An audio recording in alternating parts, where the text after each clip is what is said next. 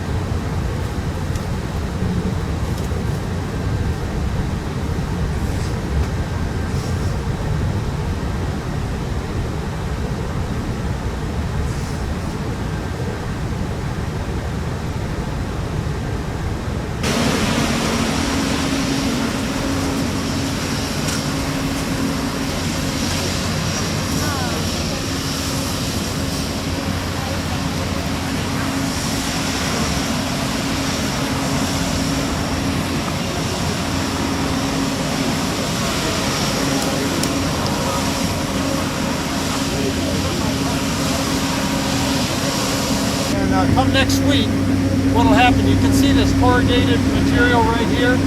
That is essentially a coffer dam.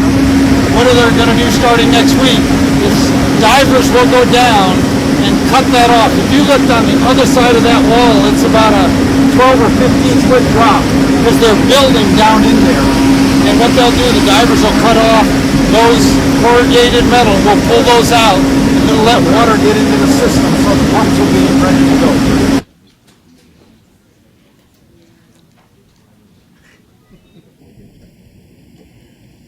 Good morning. Thank you so much for meeting us here this morning.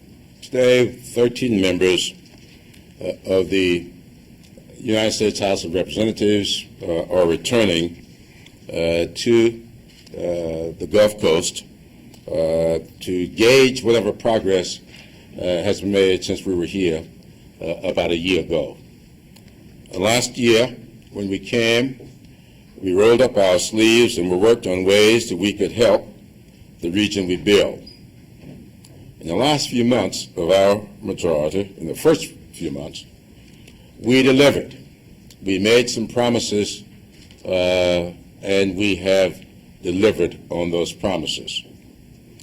We're here to see how we can continue this partnership, a partnership to chart out a new direction for the Gulf Coast. Two major changes we're going to make in No Child Left Behind include going to a growth model. That is, instead of having a static test as to whether the students are up to grade level today, it being the measure, how much they grew during the year. That means if students come from far behind and almost get up to grade level, but made significant improvement during the year, that's obviously a good school. Another school can get kids who started out way ahead and end up just barely above grade level. Under the present score, they're up to grade level. We want to make sure that we're scoring the schools for the progress that the students make. Obviously, when students come from New Orleans and had their education disrupted, many of them are going to be behind. We want to make sure that the schools aren't punished under the scoring system because they receive students behind, although they may have done an excellent job. The other measure that's going to be extremely important is counting dropouts. There are many areas where the dropout rate is absolutely atrocious.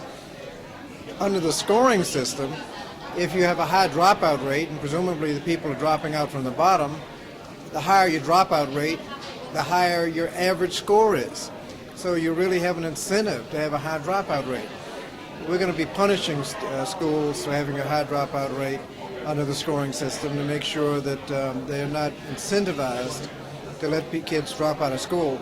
Once they drop out, they become a problem to the social service and criminal justice system. So we're not helping anybody by having a high dropout rate.